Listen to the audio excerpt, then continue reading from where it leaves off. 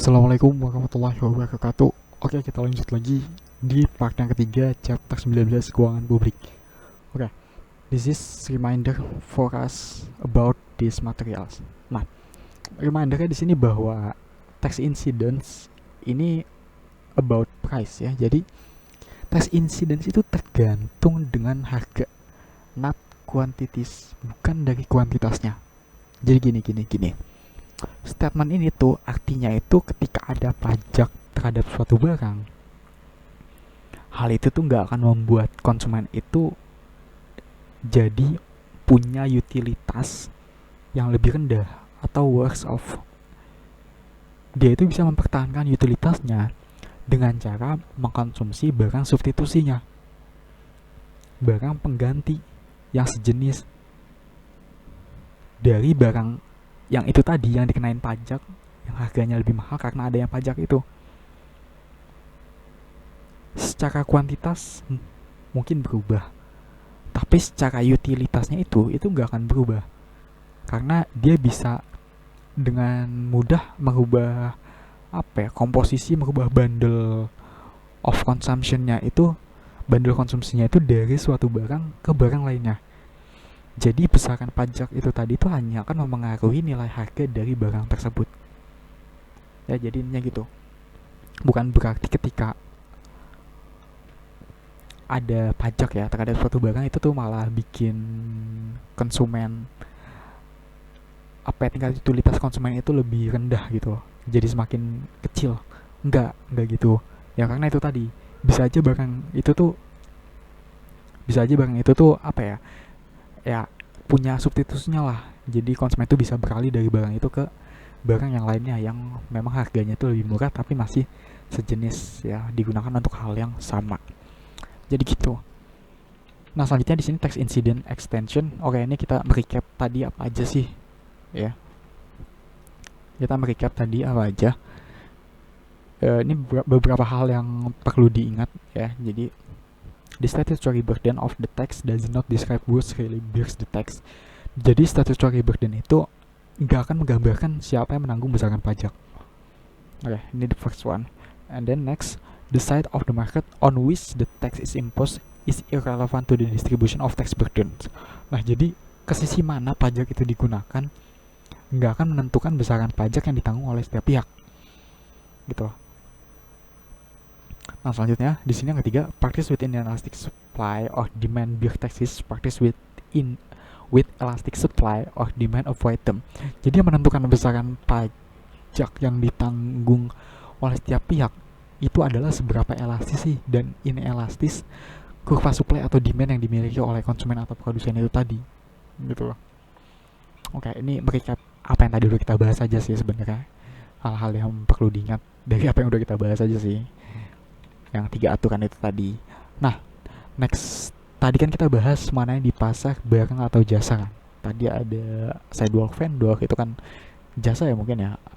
Jasa atau apa sih? Atau barang ya? Nggak tahu juga sih. Ini ya barang dan jasa lah pasar yang tadi kita bahas di awal ya. Nah, sekarang di sini yang selanjutnya ini kita di 19.2 ya di sini ya. Tadi 19.1 nggak sih? Kan 19.1. Nah, ini 19.2. Nah, di 19.2 ini ya ini kita akan bahas mengenai, kita akan lihat mengenai di pasar faktor produksi.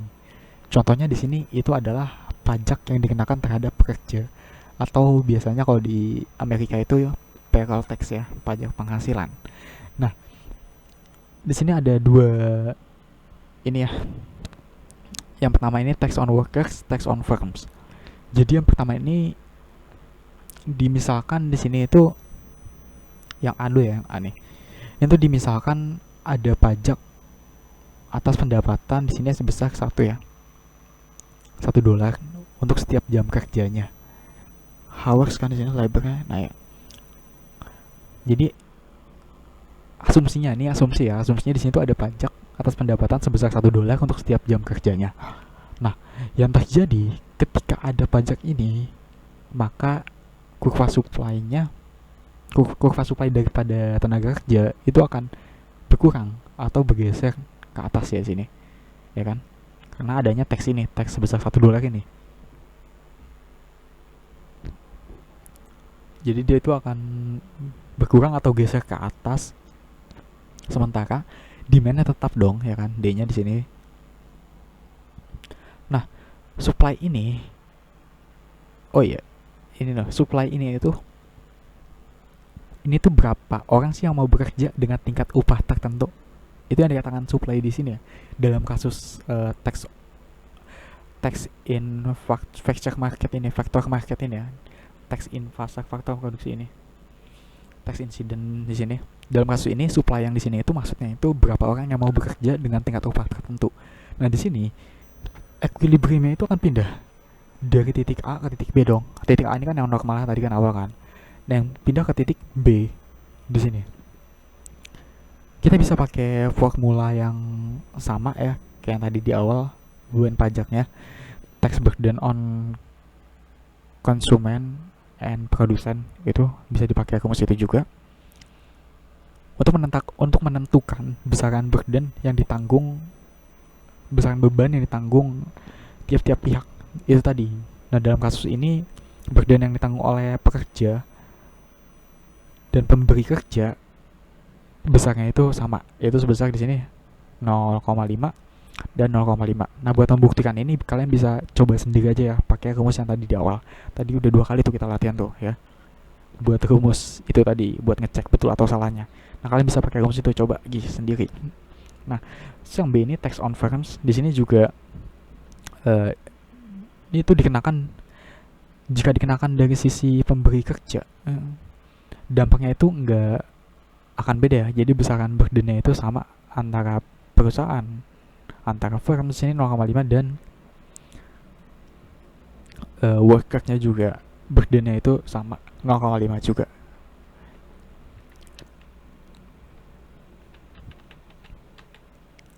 Oke, ini tuh tadi di pasar tenaga kerja itu ada salah satu hal yang bisa nyebabin perhitungan burden itu tadi. Ini kan tadi kan kita perhitungannya kan sama kan ya. Kalau dihitung itu sama kan. Beban pajaknya, hitungan burden tax-nya itu kan sama kan. Kalau dihitung di sini 0,5 0,5 dalam kondisi A maupun kondisi B itu sama kan. Yang pertama ini pajaknya itu dikenakan ke workers, yang kedua itu pajaknya itu dikenakan ke firms. Nanti kita hitung tax burden-nya itu sama kan hasilnya kan 0,5 0,5 0,5 0,5 juga. Nah, jadi ada hal yang bisa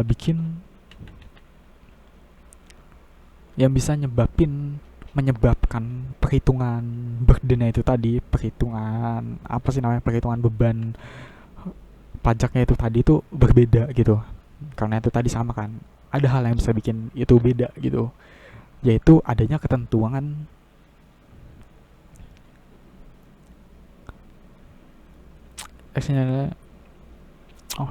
jadi itu adanya, jadi hal yang bikin beban burden pajaknya itu tadi berbeda itu ini, adanya ketentuan yang menghalangi penyesuaian gaji secara otomatis.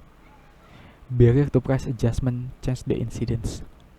Biasanya aturan ini tuh terkait yang namanya ini, minimum wage. Sehingga ketika ada pajak nantinya, dengan adanya minimum wage, UMR lah bisa dibilang ya, minimum wage itu.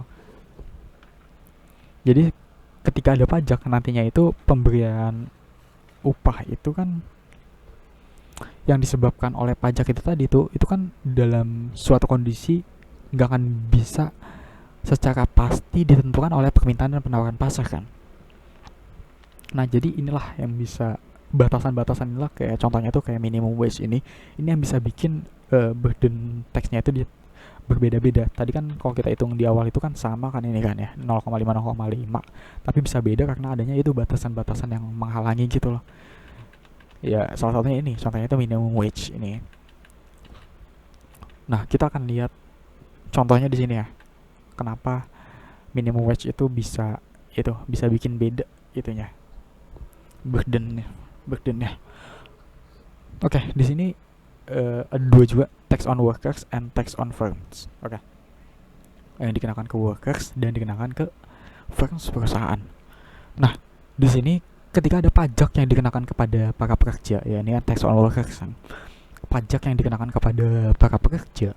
Nah, di sini tuh ada, dan di sini juga ada satu tambahan fitur kayak bisa dibilang gitu. Ini UMR. minimum wage, ada tambahan fitur minimum wage sebesar di sini 7,25 ya. Ini minimum wage-nya itu 7,25 gitu. Nah, ketika ada pajak sebesar $1 ya ini ya, pajak ini dikenakan ke workers, maka titik equilibrium itu akan berpindah dari titik A, ya kan, ke titik B di sini, ya kan, ke atas ini. Di mana titik B ini, D itu besaran upah itu sudah berada di atas upah minimum, karena upah minimumnya kan 7,25 kan. Ketika dia pindah ke titik B, maka upah minimumnya jadi 7,75 ya. Nah, disinilah dampak pajak penghasilan yang dikenakan pekerja tersebut. Jadi nggak akan terpengaruh dengan ketentuan upah minimum.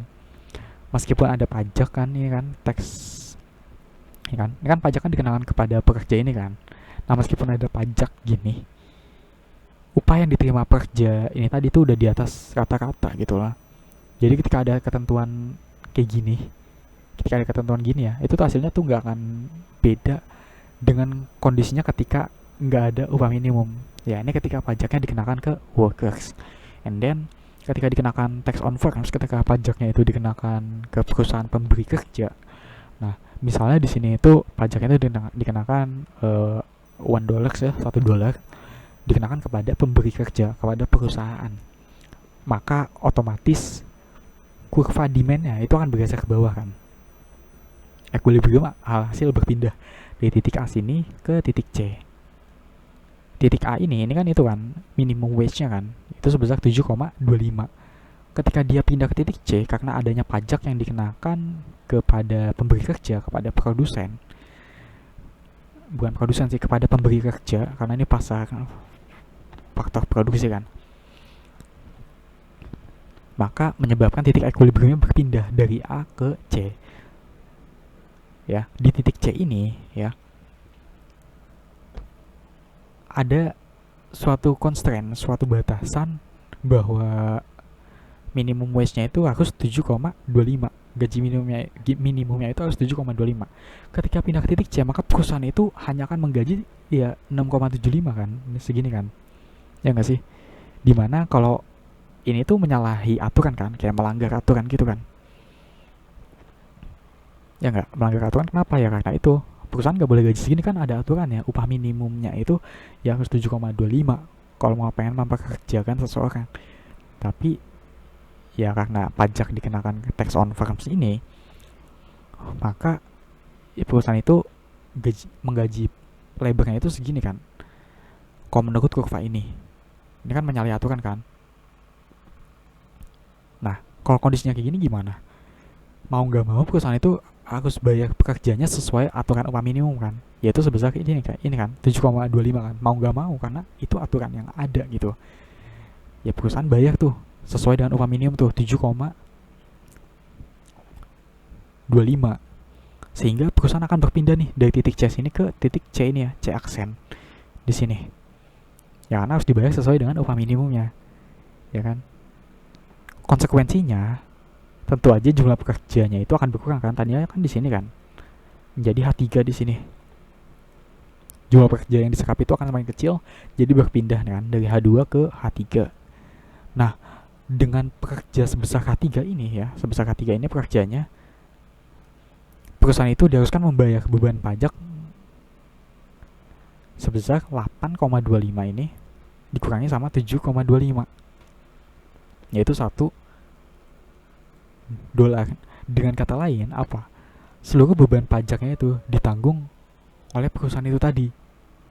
Sementara pekerjanya itu nggak menanggung pajak. Malah mereka tuh apa ya, kayak bisa dibilang sebenarnya tuh secara upah mengalami surplus nggak sih? Karena tingkat upahnya itu kan awalnya kan ya seharusnya nih ya, ketika ada pajak yang dikenakan perusahaan kan seharusnya tingkat upah dia kan 6,75 kan.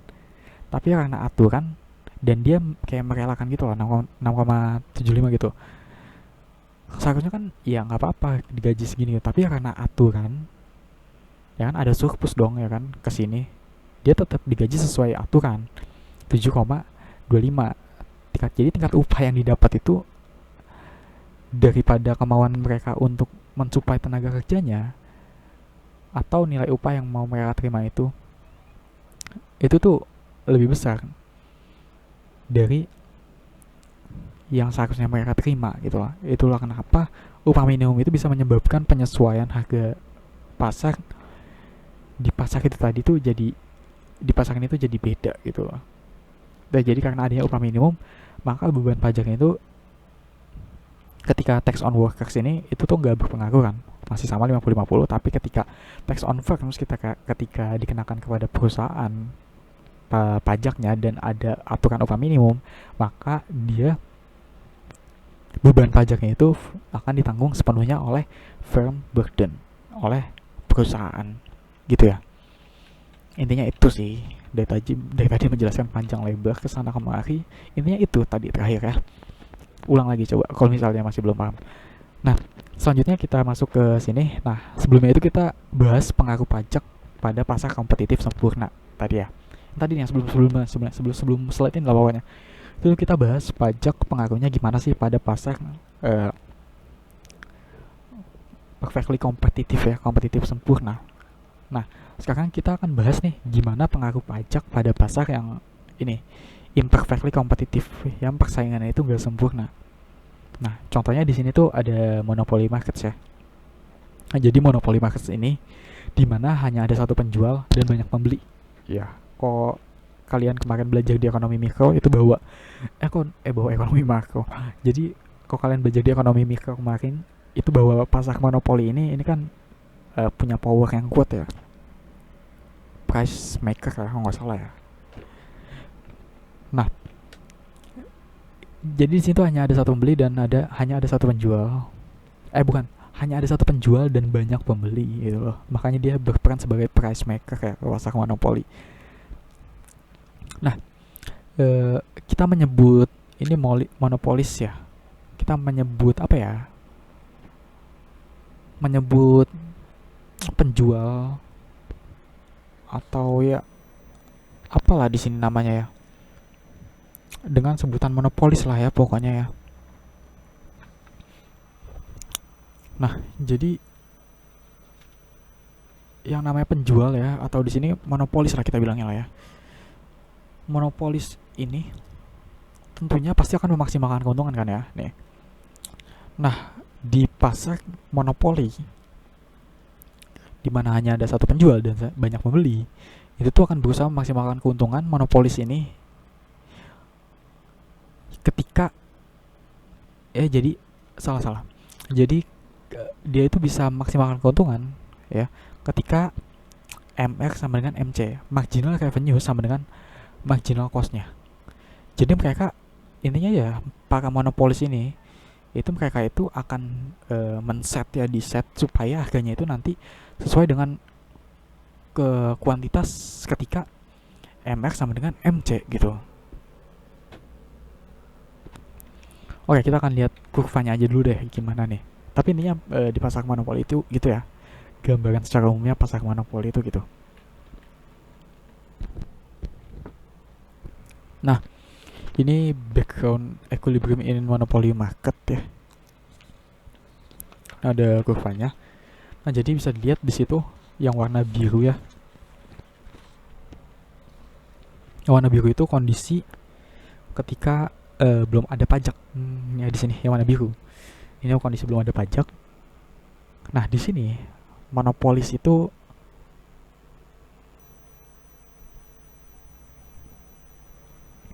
akan men-charge gitulah, kayak semacam men-charge. Charge itu apa sih? Men-charge harganya ya sebesar P1 di sini ya. Nah, P1 ini diperoleh ketika kuantitasnya itu MR1 ya, ini bertemu dengan kurva MC-nya ya. Kan tadi kan maksimum keuntungan kan ketika MR sama dengan MC kan. Jadi monopolis ini ya, para penjual di sana itu akan diset lah pokoknya kayaknya gimana supaya untungnya maksimum. Ya emang udah prinsipnya sih pasti memaksimalkan keuntungan kan. Nah, jadi supaya maksimum di set intinya kuantitasnya itu diatur sedemikian rupa supaya nantinya itu MR itu sama dengan MC ya. Harganya juga dia kan price maker kan, jadi bebas ya, jadi bebas menentukan harga sih gitu. Oke, jadi gini ini ulang lagi ya. Jadi P1 ini ya diperoleh ketika kuantitas MR1 ini ya bertemu dengan kurva MC-nya. Nah, ketika ada pajak ya, ini pajak nih, teks ya kan, kurva demand-nya akan turun dong ya kan, sesuai yang tadi udah di awal kita pelajarin ya. Ketika ada pajak di sini kurva demand-nya akan turun dan akan mempengaruhi kurva marginal revenue juga ya kan. Jadi marginal revenue-nya ya, jadi di sini di MR2. Nah, karena kurva marginal revenue itu diperoleh dari persamaan kurva demand kan, jadi ketika demand-nya turun, makanya marginal revenue ini juga ikut turun gitu loh ya. Karena marginal revenue ini kurvanya itu ya diperoleh dari persamaan kurva demand ini juga. Ini kan demand turun, ya udah marginal revenue juga ini turun gitu loh. Jadi kalau ada pajak yang dikenakan konsumen, maka demand-nya itu akan turun, yang berpengaruh pada kurva MR juga. Nah, akibatnya apa terhadap pasar monopoli? Nah, sekarang nilai kuantitas optimum yang bisa disuplai oleh si monopoli itu juga akan berkurang dari Q1 ke Q2. Dan harga yang ditetapkan pun dia itu akan turun menjadi P2 ya di sini. Jadi gitu kurang lebih gambarannya untuk di pasar monopoli. Nah, ini tax incident in imperfectly competitive market. Jadi pada intinya di sini ya, ternyata ya di pasar monopoli itu walaupun dia itu ini ya, dia itu punya market power, punya kekuatan gitu ya, namanya monopoli lah, punya kekuatan lah dia itu. Jadi ternyata di pasar monopoli pun produsen tunggal ya, atau monopolis ya, ini monopolis ya, kita nyebutnya tadi monopolis atau penjual ya, penjual satu-satunya, the one and only. Monopolis ini tuh nggak bisa menghindari adanya pajak yang dikenakan kepada pasar mereka gitu loh. Padahal mereka tuh mereka tuh kan price maker kan, pembuat harga kan, bukan price taker di pasar sempurna itu, kompetitif sempurna itu. Tapi dia ini price maker, dia itu punya kekuatan pasar loh sih loh. Tapi itu dia itu masih belum bisa menghindari adanya pajak yang dikenakan di pasar mereka ini.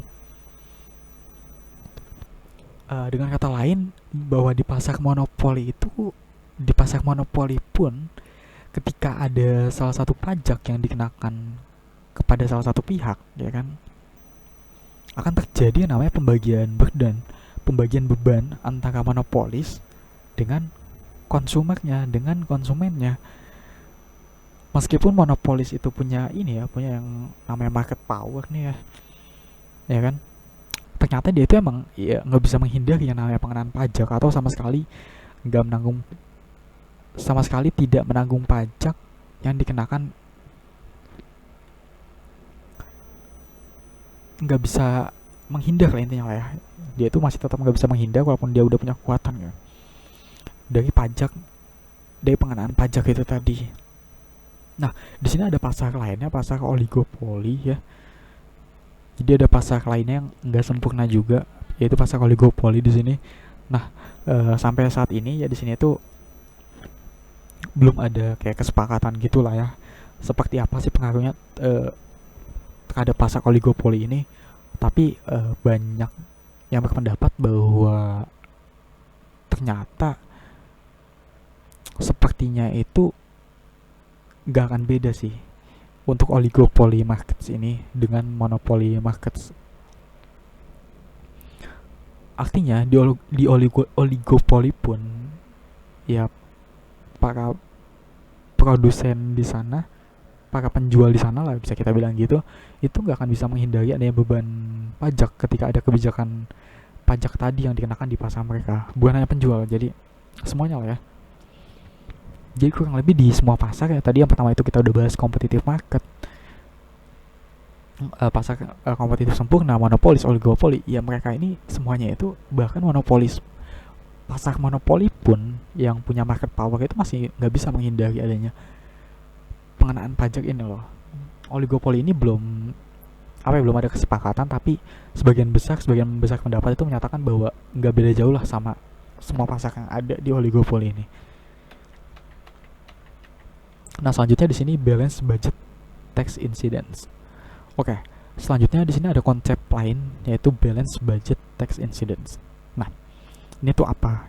Ya, balance budget incidence. Nah, ini tuh ketika kita hitung incidence, nah seharusnya itu dipertimbangkan juga benefit yang diterima oleh setiap pihak gitu.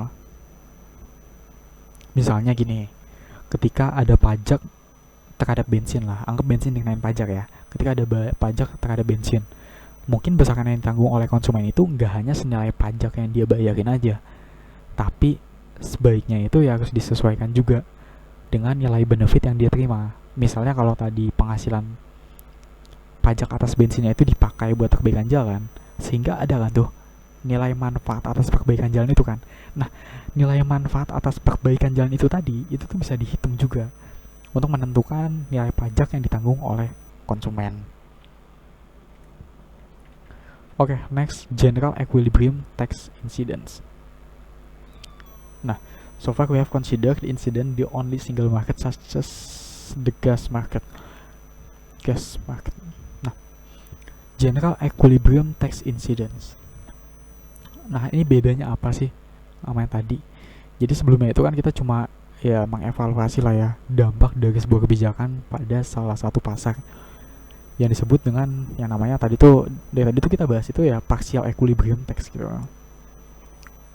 Yang namanya partial equilibrium tax ya. Jadi kita tuh tadi tuh dievaluasi kan dampak sebuah kebijakan terhadap pada salah satu pasar ya. Itulah yang dikatakan dengan partial equilibrium tax incidence.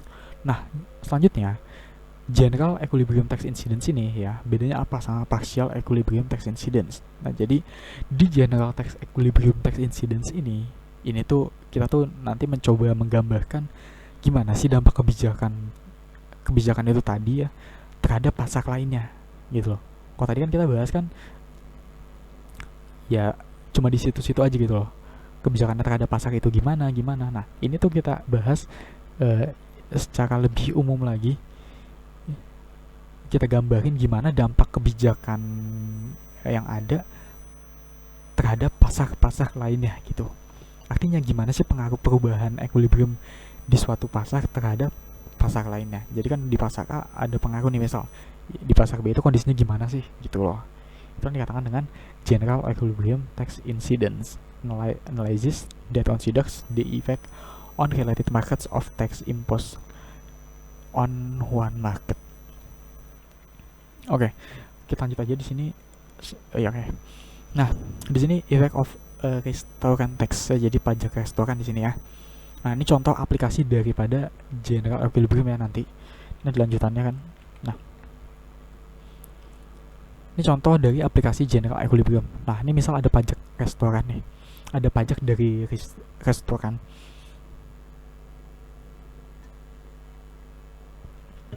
Nah, pajak restoran ini yang dikenakan pada sebuah restoran lah, udah pasti lah ya, namanya juga pajak restoran. Nah, dimana restoran ini itu tuh dikenakan pajak sebesar 1 di sini. Ini supply kan, jadi ke restorannya kan yang dikenakan kan sebesar $1 di sini untuk setiap makanan yang dijual tiap harinya, meal sold per day ya. Maka ketika ini terjadi, tunggu dulu, sebelum itu di sini diasumsikan demand-nya itu elastis ya, sempurna kan, kurvanya makanya horizontal kan. Nah, ketika ini terjadi, restoran itu tuh akan menanggung seluruh pajak yang dikenakan ke restoran ini. Gini, ketika sebentar ulang dulu. Jadi kan restoran ini kan dikenain pajak kan di sini kan sebesar 1 kan. Tahu dari mana dikenain ke restoran ya? Karena nih di sini S ya mempengaruhi kurva supply-nya di sini. Nah, diasumsikan di sini demand-nya itu demand itu elastis sempurna ya, dia lurus banget di sini, kurvanya horizontal banget, dan maka ketika ini terjadi, restoran itu akan menanggung seluruh pajak yang dikenakan kepada restoran ini kan, restoran tersebut kan. Ya karena dia kurvanya itu inelastis gini loh, elastis sempurna gitu loh. Kan kalau misalnya dia itu elastis atau inelastis sempurna, pasti ada salah satu pihak yang menanggung beban pajak seluruhnya kan. Nah di sini kasusnya itu dia elastis sempurna. Yang menanggung beban pajak di sini itu ya restorannya itu, atas pajak yang dikenakan kepada restoran itu, gitu loh. Nah karena supply-nya itu jauh lebih elastis daripada kurva demand-nya, ya. Ya inilah contoh daripada partial equilibrium di pasar terkait makanan ya. Nah selanjutnya di sini general equilibrium tax incidence. Nah kita lihat nih dampak di pasar lainnya itu seperti apa. Nah yang pertama di sini labor market, yang B capital market. Nah labor market ini tuh jadi ketika kita lihat ya di grafik labor market, ini supply-nya itu apa sih kalau lurus itu, supply-nya itu elastis sempurna. Nah ketika di restoran itu dikenakan pajak, dia akan menanggung seluruh pajaknya kan, karena diasumsikan tadi itu demand-nya itu sempurna kan sebelumnya kan. Nah sehingga dia itu akan menanggung seluruh tax burden itu tadi. Nah yang dilakukan itu kan tentu aja akan mengurangi biaya produksi atau inputnya kan. Ya soalnya itu tadi ya, karena ya dia itu menanggung seluruh beban pajaknya, tax burdennya. Akhirnya dia melakukan mengurangi, dia lakuin sesuatu hal nih, yaitu dengan mengurangi biaya produksi atau inputnya kan. Diasumsikan di sini dia itu akan mengurangi demand terhadap labornya gitu loh. Nah diasumsikan supply labornya itu sendiri di sini elastis sempurna ya di sini. Karena diasumsikan bahwa labor itu kan bisa pindah dari satu tempat ke tempat lainnya ya untuk bekerja. Nah, ketika dia menurunkan demand, maka yang terjadi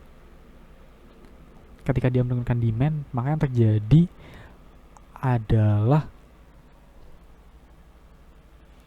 jumlah labor itu akan berkurang. Ya kan? Nah, sementara jumlah upah yang dibayarkan untuk setiap jam kerjanya itu tuh nggak akan berubah ya di sini, nggak akan berubah karena supply labornya itu elastis sempurna di sini. Karena supply labornya itu elastis sempurna, maka besaran gajinya itu nggak sempurna, karena setiap pekerja dari restoran ini tuh bisa pindah ke restoran lainnya yang tidak dikenakan pajak, sehingga dia masih bisa bekerja dengan upah $8 per jamnya. Nah terus yang kedua di sini capital market. Kalau di labor itu tadi itu kan nggak berpengaruh kan. Nah coba kita lihat di pasar capital di sini. Di sini diasumsikan kebalikannya dari pasar labor tadi, dari pasar labor market ini.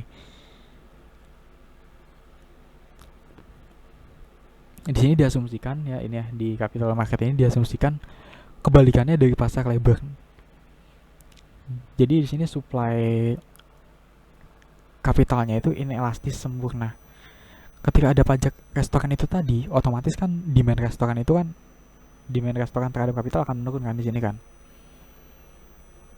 akan berkurang, karena mungkin restoran itu tadi mikir-mikir lagi lah secara rasional gitu loh, dia itu akan mengurangi jumlah cabang atau toko-tokonya agar biaya inputnya itu bisa berkurang juga kan. Nah akibatnya si pemilik capital itu tuh akan mengalami penurunan return.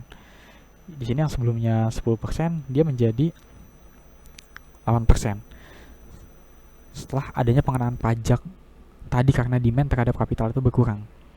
Nah di sini itu salah satu pihak yang dirugikan itu dengan adanya kebijakan ini itu adalah ya pemilik capitalnya itu sendiri. Jadi karena ada pajaknya kan, terus mengurangi inputnya, di mana salah satu inputnya itu adalah capital, dan akhirnya return yang diterima itu akan berkurang kan. Nah di sini kenapa capital supply-nya inelastis ya kan?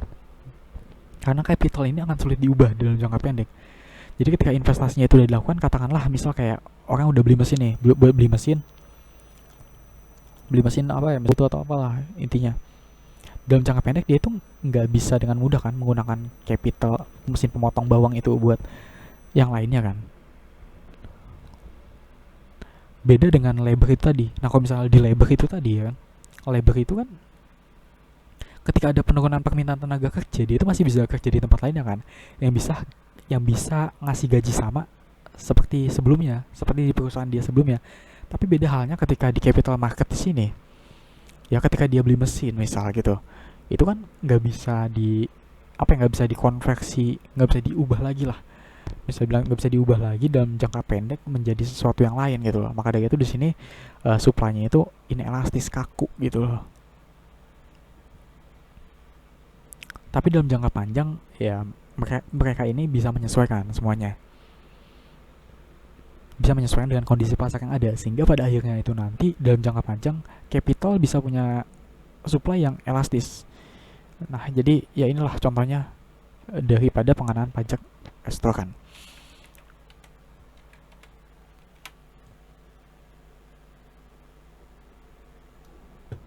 Nah selanjutnya di sini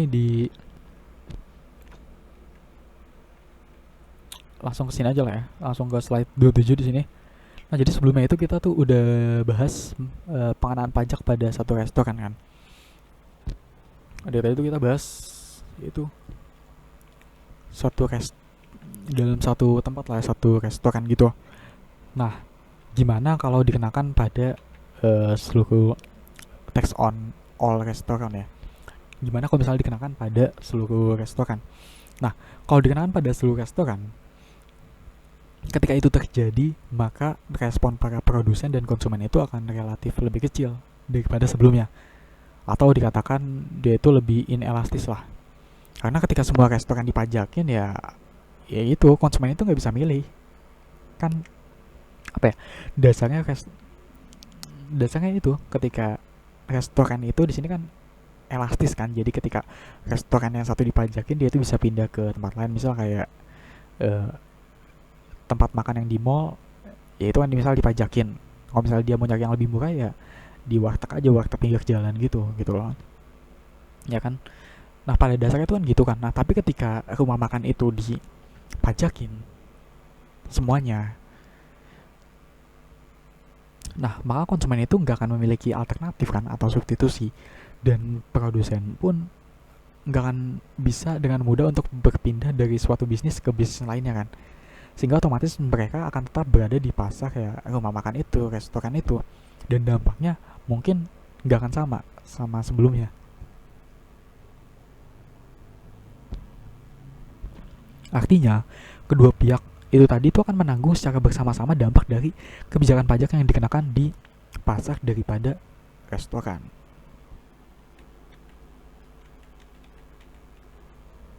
Oke, di slide selanjutnya di sini ini tuh kebijakan pajak terhadap sebuah barang, kebijakan pajak terhadap sebuah barang itu kan bisa memiliki dampak yang lebih luas lagi.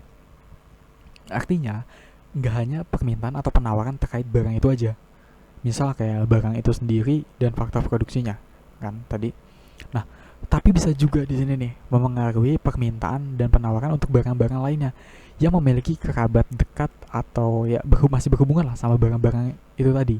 Misal di sini yang pertama ini income effect from lower real income. Nah, jadi karena adanya pajak itu akan menyebabkan penurunan pendapatan real. Akibatnya, maka bisa jadi permintaan konsumen atas seluruh barang itu bisa berkurang, ya kan? Atau dikatakan terjadi yang namanya income effect kan. Utilitasnya bisa aja turun karena adanya income effect itu tadi. Nah, yang kedua di sini substitution effect. Nah, bisa juga terjadi yang namanya substitution effect. Jadi ketika pemerintah mengenakan pajak terhadap restoran, bisa aja terjadi perubahan perilaku. Masyarakat itu kayak mulai mengurangi konsumsi mereka terhadap restoran. Ya, jadi dampaknya itu ya hal-hal terdekat itu kayak tadi itu. Pemerintah ngenain pajak terhadap rumah makan, restoran gitu. Nah, bisa aja karena adanya itu, jadi masyarakat itu kayak ya perilakunya itu berubah gitu, kayak mulai mengurangi konsumsi terhadap restoran, misal kayak dengan cara masak sendiri di rumah atau konsumsi barang lain lah untuk keperluan hal lain. Jadi kayak uangnya itu tadi kan daripada buat makan mahal gitu kan di restoran, ada pajaknya mahal, mending ya kayak buat jalan-jalan gitu, buat konsumsi lain lah intinya, dengan cost yang lebih kecil gitu. Nah selanjutnya di sini complementary effect. Consumer may reduce their consumption of goods or service that are complements. Nah jadi complementary effect, jadi ketika ada pajak buat restoran kan, ketika restoran dikenain pajak, bisa aja masyarakat itu mengurangi konsumsi atas uh, makan di rumah makan itu tadi kan, makan di restoran itu tadi kan. Nah nanti itu tuh akan berdampak juga bisa aja ke pada konsumsi mereka terhadap barang-barang lain. Nah di sini kan namanya komplementer kan, pelengkap kan. Jadi dia itu udah nggak mau makan di restoran lagi mahal gitu misal. Bisa jadi konsumsi terhadap jalan-jalan ke mall itu kan konsumsi juga kan, konsumsi terhadap jalan-jalan ke mall itu kan karena restorannya di mall akhirnya dia berkurang juga kan. Dan terus atau penggunaan parkir, konsumsi atas penggunaan parkir kendaraan yang dia bawa buat ke mall itu akan berkurang juga kan, ya karena dia udah nggak mau makan lagi di restoran karena ada pajaknya mahal gitu. Atau ya hal-hal kegiatan lain lah yang masih berhubungan sama kegiatan makan itu tadi. Itulah yang dikatakan dengan complementary effect. Nah jadi ya inilah ya, inilah contoh gimana sih sebuah kebijakan pajak itu bisa memiliki dampak ekonomi yang luas dan mampu merubah perilaku konsumen. Oke, sekian dulu buat di chapter 19. Sekian, wassalamualaikum warahmatullahi wabarakatuh.